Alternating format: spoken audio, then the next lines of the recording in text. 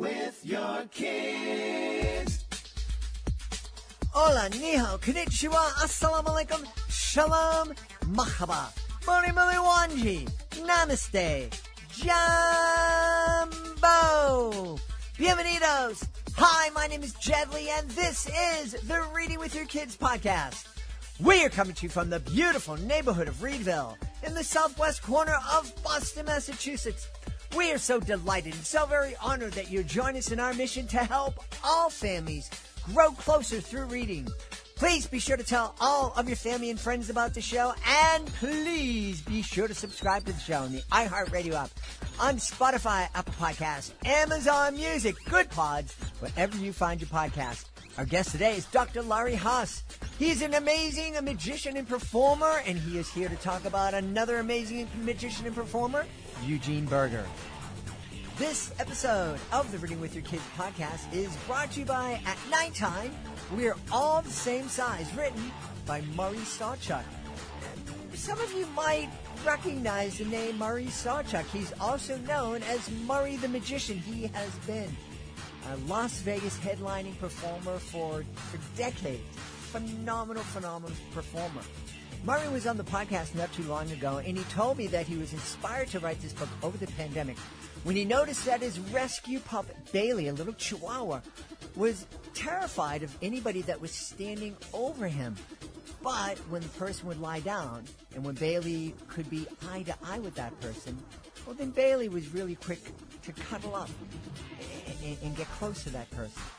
Murray hopes this book will inspire all of us to spend more time trying to see eye to eye, to get along, and to not judge a book by its cover.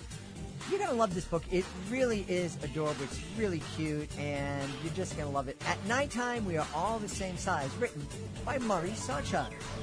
This episode of the Reading with Your Kids podcast is brought to you by Snoodles in Space. A Snoodle, the Zoodle Cadoodles, and One Happy Schmoodle, written by our friend and award-winning author, Stephen Joseph. I love this book. It is amazing. In this book, when the Zoodle Cadoodles from the planet Zoodle abduct Norman Noodle and Sally Strudel, the Zoodle Cadoodles threaten to take all of Earth's noodles unless they perform the necessary brain operation on their grand leader, Cloodle the Grand Roodle, and fix the spaceship's failing engines. One problem, Norman Noodle and Sally Strudel are simply fakers. Sour Cruderman's pickly, peppered, purple, propulsion-powered pickle invention is their only hope. But will he unite with Herbie Schnoodleman to save the planet?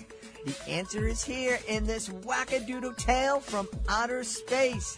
We love this book. You're going to love it too. It is Stephen Joseph's latest book, Snoodles in Space, a Snoodle, the Zoodle Cadoodles, and One Happy Schmoodle.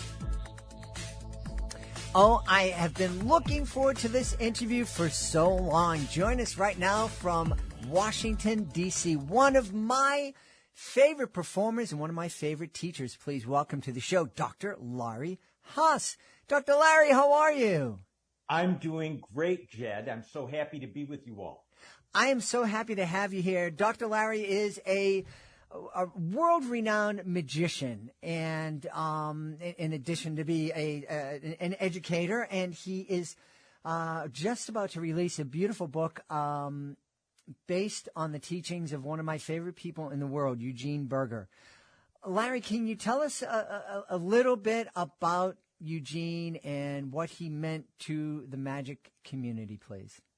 Yeah, I'm delighted to. Eugene was such a remarkable person, as you know.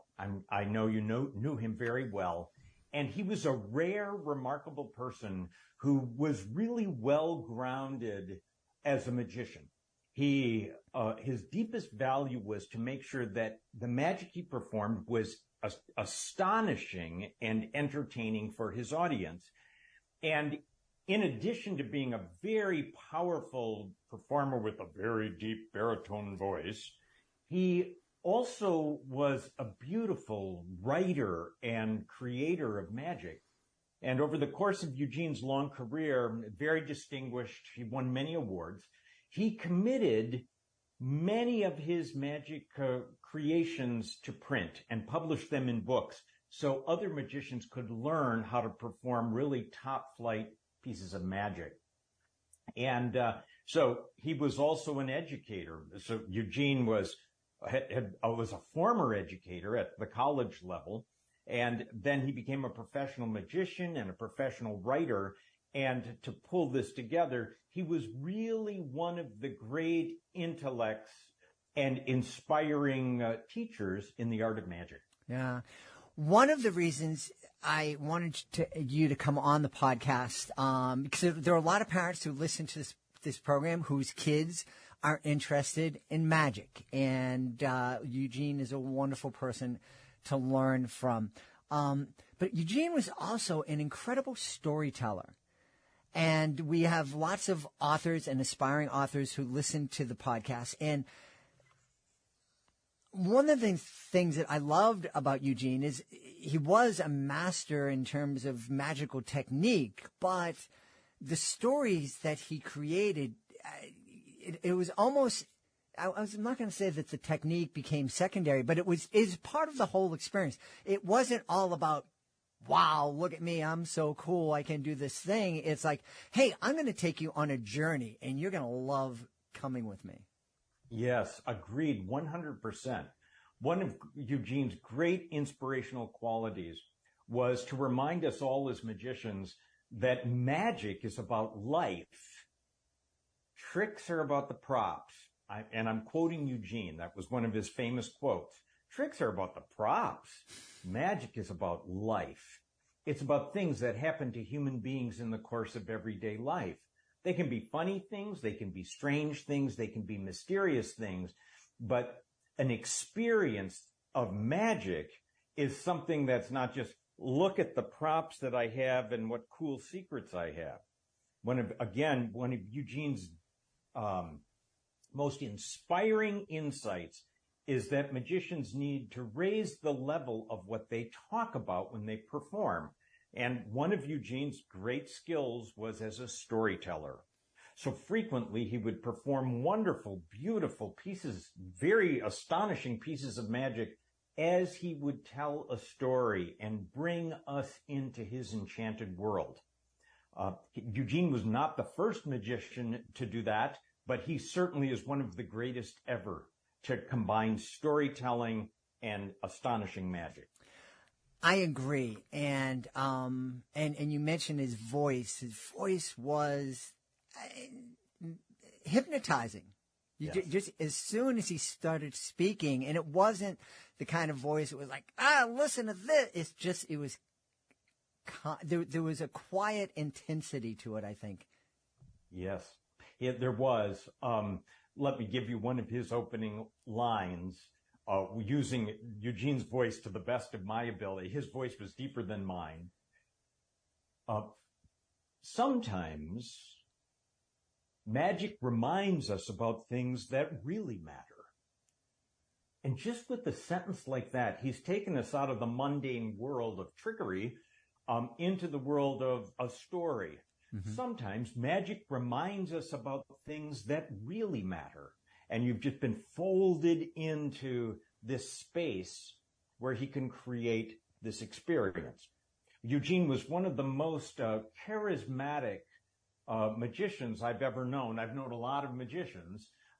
He could create an atmosphere, a magical atmosphere, just by speaking slowly and beautifully with his voice. Yeah, yeah.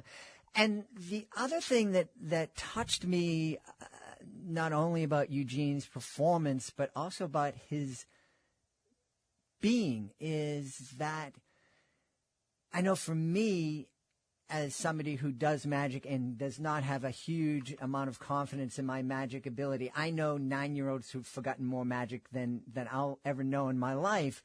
But that didn't matter. I just had the sense that everybody that he met, he made feel special. And that's something that we talk about here in the podcast so often. Yes. One of Eugene's great superpowers was to make to help everyone feel connected to him. Eugene would say to me, he said after he would come home from a magic performance, his question was not, did the tricks work? His question was, what quality of relationship was I able to make with the audience tonight? And that tells you that Eugene's deepest concern was performing magic in a way that connected with the people who were watching it. Yeah. And it was one of his great skills. Whether he was on the stage or with you personally, he always looked at you and listened to you as you were speaking. Yeah. All that stuff going on around in the background, he would just block it out, and you would get a tremendous quality of attention from this very special person. Yeah, absolutely. As somebody who experienced that, my beautiful wife, when I turned 60, gave me a treat, and that treat was to spend a week out at the Magic and Mystery School in Las Vegas. Larry is the dean of that school, and I had an opportunity to spend a week with Eugene and with Jeff McBride and some of the other teachers at that school. And that, to me, I mean, I learned so much, but just being with Eugene for a week, and, you know, we talk about books and how, you know, having conversations about stories with our kids can help raise their self-esteem and help them feel special. That is certainly something that Eugene did for, I mean, I was an old man, and, you know, he made me feel like a little kid, in the very best way. Yeah, I'm so glad you had that incredible opportunity. Jeff McBride and Eugene Burger are masterful teachers of this art.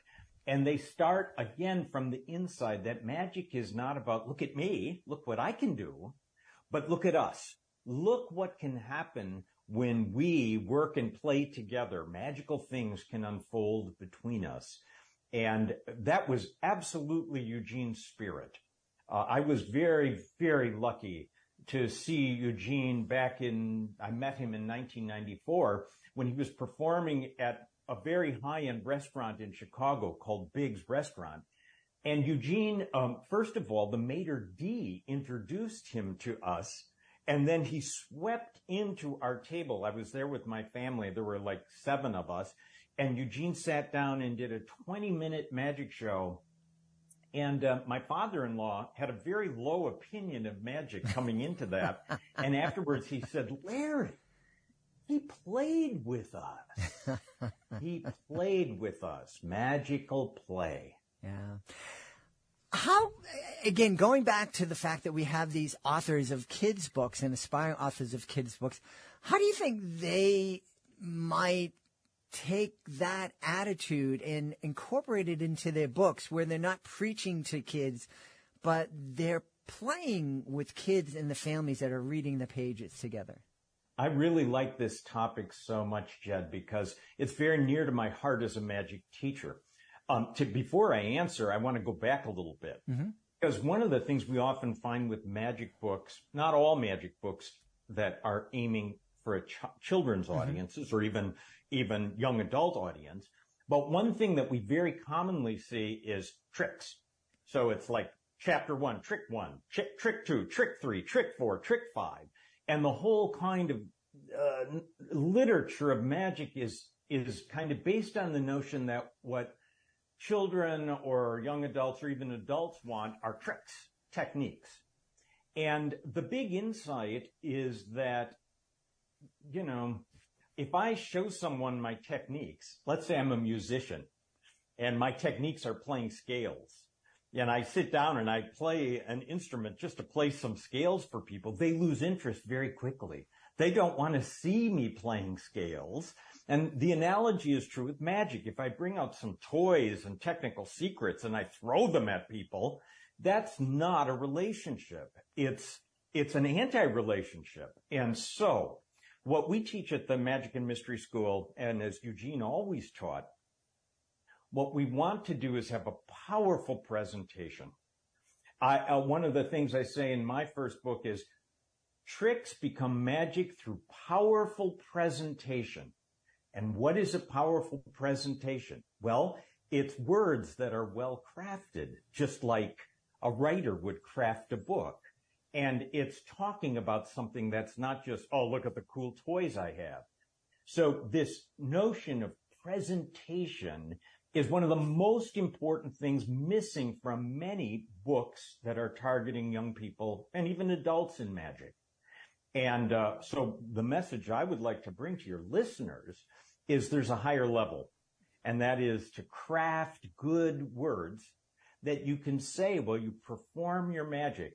And suddenly it will go from like, look what I can do, to look what we can do together. Yeah. And I think a great author can do that with their stories, even if they're not trying to do a magic trick. It's like, hey, we're going to go on this journey together. Yes. Yeah. I agree completely. One of the things that I do in my own performance work is I am a magical storyteller as well. Not all the time, but sometimes. And one of the things that moving into a narrative space or telling a story can do is it can transform the audience in an emotional and receptive way. So when I say once upon a time, that is like, whoa, we're about to hear a story. And the human animal, all of us, we love stories. We tell our own stories every day when we sit at the table to our friends and our families and our parents. We are a storytelling animal. And so when magicians can learn to interweave powerful stories with the powerful magic, we are right in the heart of human life and experience. Yeah. That's beautiful. So much I want to talk to you about, but we have so little time. Tell us a little bit about this new project, Eugene Burger in his books, and why we'd want to check this out instead of just checking out Eugene's books. Yes. Well, so I was so honored back in 2010. Eugene and I became very fast friends in 1994 and then colleagues through the Magic and Mystery School. But in 2010, he gave me a call and asked if I would publish a book with all of his unpublished material after he had died. Wow. Whoa, that was an amazing question. Now, Eugene went on to live for 7 more years, and we worked on these books together, he and I. But Eugene was, in his early 70s, and it was very, very important to him that magicians all over the world would have access to his greatest pieces of magic. And he'd asked me to basically curate them, to write them in the form of books that could be shared with generations of magicians. So first thing I'll say about this, Jed, is think how visionary and far-seeing this was. Eugene wanted all of his creations to be available and in print for future magicians. It's just beautiful. And then it took a while to do it. Eugene passed away very peacefully in 2017, and then my work kicked into a high gear, and I published the two books we had initially planned to publish, one in 2019 and one in 2021. And just in about a month, I'll be publishing a third and absolutely final book that had some materials that came my way after the previous book was finished. So it's, for me, it's a great honor to, bring Eugene's greatest performing material into print for everyone to enjoy. Yeah. Somebody listening may be thinking, okay, well, this is great for a professional magician. And yeah, but my kid's like 12, 13, 14 years old. And boy, all this stuff sounds way, way, way over their head. Yes. I don't think I'd agree with that person. I think that Eugene, that this is a way to reach some of those kids who may have that extra energy and pick up a magic book and learn every single trick in that book, but then get bored with it because it's just learning tricks and learning how to put together puzzles. And I think that this book and Eugene's work would be something that could really captivate somebody like that.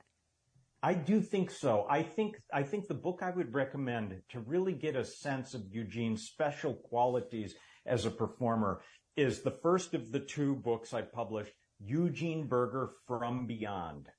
And that is because the book gives access to video performances by Eugene. Eugene performing his unbelievable thread routine. And many versions of that thread routine, so people could see what a special performer he was. But, Jed, I'm aware that many listeners might want to know, where can I go besides Eugene to get a good presentation about magic? And I have a couple of recommendations. Mm-hmm. Because I am a magic teacher. Now, I don't like the title of this series, but I really like this book, Magic for Dummies. This book is one of the best publicly available books on magic that I know of. And it's because the author of this book understands that presentation is what's so important to effective magic. The book teaches many good techniques, very good techniques, in fact, but it also has tremendous text that helps readers of all ages understand what it is to perform something that will feel magical. Mm-hmm. So that gets a very high recommendation. I would also recommend, for very young readers, I would recommend a book by Joshua Jay called Big Magic Little Hands. And this is a book that's targeting very young readers. Joshua Jay is an excellent writer, an outstanding magician, and his books are filled with the proper spirit that magic is so much more than just showing people tricks. Mm-hmm. And for older readers, the last recommendation here is Joshua Jay has a book called The Complete Course on Magic. And Joshua understands the importance of scripting and presenting your magic so that the secrets he has are superb and very contemporary, but he also has his heart and his mind and his words in the right place. So those are three books for young readers. And as we get into older readers, I would recommend Eugene Burger From Beyond, mm-hmm. or if someone is especially interested in card magic, Eugene Burger Final Secrets. Yeah. That was one of the things that Eugene just blew me away, is his taking a deck of cards and telling a story. Yes. With just a simple deck of cards. And it wasn't all about, I'm going to fool you and all this other stuff. It was just, let's sit down and go on a journey together. Yes. Eugene frequently talked. In fact, in the introduction to the book I recommended, Eugene Burger From Beyond, he talks exactly about the problem with getting hooked on tricks or techniques, because then magicians forget that we are in the world of creating an enchantment. We are enchanting people with our words and our actions, and the spell we weave in the performance. For Eugene, these are the essential secrets of becoming a magician, learning how to weave a spell with our words. Yeah, I love that. I want people to know where they can go to find the latest book. But before we do that, we mentioned the Magic and Mystery School a couple of times in the show, and that really is an amazing place. And it's not just a place for the Las Vegas headliners, although if you go to the Magic and Mystery School, you're going to meet and learn from some Las Vegas headliners. Can you talk a little bit more about that experience? Yes, the Magic and Mystery School is now in its 32nd year, and it is a real magic school for adults primarily. We take students that are in their teens or older, and teenage students who we've have with us from time to time, their parents have to come along for that trip, and they're welcome to kind of chaperone the experience for them. But we also have adults all the way up to retirees. And the spirit of our school is to help improve the art of magic one magician at a time, working closely with the magicians who attend our school, helping them move one step further or two steps further along their path, the path they would like to follow in magic. Eugene's, one of his most famous sayings was, "What do you want your magic to be?" He invited every magician to think about their vision of magic for them. And so we, in the spirit of that, get to know our attending magicians and try to help them move along their path rather than along our paths. Mm-hmm. and so we want to help empower magicians, young and old alike, to understand the kind of magic they want to perform and for what audiences they want to perform, and then be more effective for those audiences. Mm-hmm. And effective means deceptive, delightful, astonishing, and weaving a spell. Yeah. Yeah. And, you know, the aspiring authors that are listening here, I know I've talked to so many, the authors who come on the show know that I've been doing educational magic shows at schools for over 30 years, and they all hope, oh, I want to do an author visit. I'm so excited. And I said, well, what's that author visit going to look like? And they go, well, I'm going to sit down and read my books and take questions. And I'm like, well, you're not going to hold the attention of 600 kids. You need to start doing some of the things that Larry's just spoke about. Think about what it is you want your presentation to be, what you want your audiences to feel at the end of your presentation.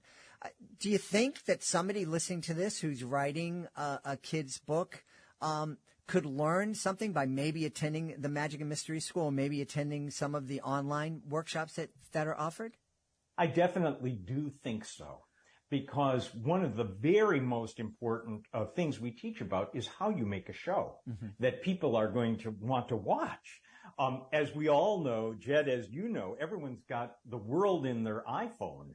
And the trick as I perform in the world is, how do I keep them from texting their friends? How do I engage their interests so that they won't slip away, their attention won't slip away onto a million other things in the digital world? So how does that happen? Well, we teach about it, but one thing is magic is a wonderful tool for keeping people's eyes and minds on what's unfolding in front of them. So I'm sure in your educational magic shows, you use magic to keep people's interest high and their attentions engaged. Mm-hmm. Yeah, absolutely. Yeah. For me, magic is a tool that allows me to tell some stories. Yeah, it's beautiful. It's true. Yes. Yes. I've just completed a long run of my full evening theatrical show in Chicago. And the show is called Magical Life.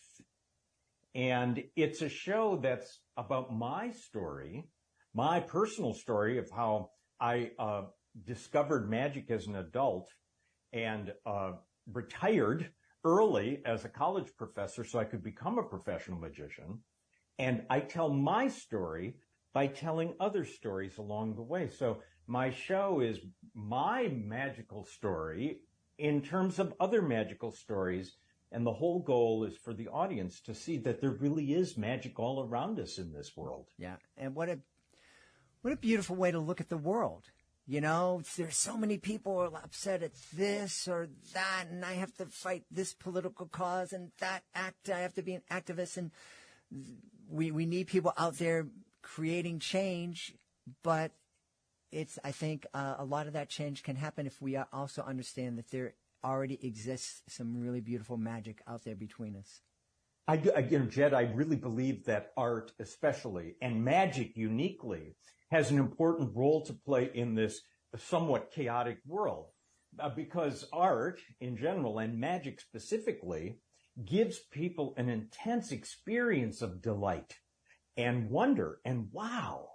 And when we are feeling the unique, ecstatic pleasure of magic, we aren't criticizing each other or hurting each other or shouting people down, and we remember the joy and pleasure that can come from experiencing art together, and that humans are capable of creating with their hands. Mm-hmm. So I do believe art in general, and magical art specifically, has a special calling in these times. It's not just an amusement. Mm-hmm. It's actually doing the work of reminding people that the impossible just might be possible. Amen. Amen. Larry, where can we go to find out more about this great new project that you're working on about Eugene? Well, thank you. The books are available from my website at www.theoryyandartofmagic.com. Theoryyandartofmagic.com.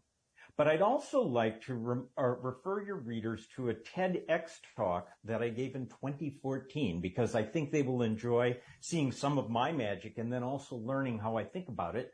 The name of this TEDx talk is "What is the Art of Magic?" with a question mark. And it comes right up on YouTube when you search under that title, "What is the Art of Magic?" And it's also under my name, my formal name, Lawrence Haas. So I think if people have enjoyed this podcast, this conversation, they will also enjoy seeing some of my magic in the context of that TEDx talk. Absolutely. Larry is an amazing performer that you will absolutely enjoy.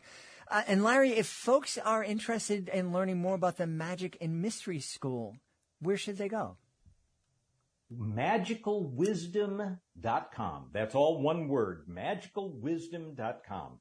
And that will go right to the Magic and Mystery School, McBride's Magic and Mystery School. And we have online offerings, and we have in-person offerings in Las Vegas. And Jeff McBride and I frequently go out on the road as a pair, and we do shows and teaching lectures together. So if people, your wonderful listeners, are interested in pursuing magic in the ways we've been talking about, the Magic and Mystery School is a tremendous resource that avoids all of the kind of junk that we sometimes see about magic in the world. So I hope people will tune in. Yeah, absolutely. I give it my highest recommendation. We've had a wonderful time speaking to a really magical person, in addition to being a magical teacher, Laurie Haas. Larry, thank you so much for being with us. Jed, it has been a real pleasure. I'm so glad to be with you today. Please be sure to join us for the next episode of the Reading with Your Kids podcast. We're getting ready for Christmas. We'll be celebrating a great book called The Wonderful Ones by John Butchka. We want to thank the folks who made today's show so wonderful. Of course, we're going to start by thanking our guest, Dr. Laurie Haas. Please check out his website. So much there. And if you have a chance, check out his book about something that really touched my life in a really special way, Eugene Burger. I also want to thank our sponsors, starting with another incredible magician and performer, Murray Sawchuck. Murray, the magician, he is the author of At Nighttime, We Are All the Same Size. This is really a beautiful, beautiful book. Your kid's going to love it. We also want to thank Stephen Joseph, author of Snoodles in Space, A Snoodle, The Zoodle Cadoodles, and One Happy Schmoodle. I just love all the books by Stephen Joseph. You're going to love this too. I want to thank my incredible team full of schmoodles. No, they're not schmoodles. They're just really incredibly talented young people. Fatima Khan, Rory Grady, Soji Franklin, Ann O'Leary. I want to thank my beautiful wife for all the schmoodling and all the love that she brings into my life. Most of all, we all want to thank you. Thank you so much for taking the time to join us today. And as always, thank you so very much for taking the time to make the world a better, more magical place. And you do that every time you read with your kids. I'll be looking for you in the next edition of the Reading with Your Kids podcast.